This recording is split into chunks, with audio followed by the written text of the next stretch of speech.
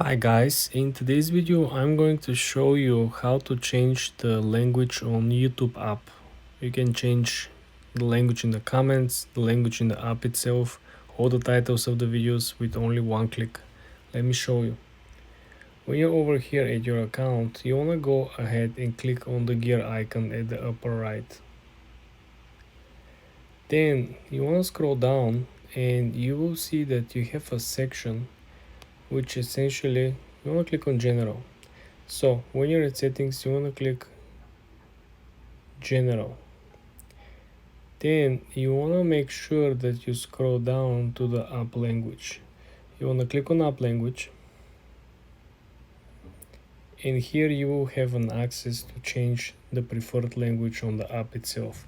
Currently the app is using the default language that you set for your device.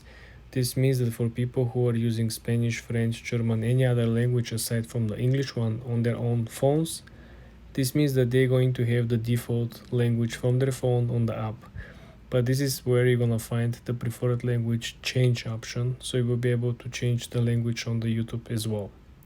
For more tips and tricks like this guys, subscribe and come back for more.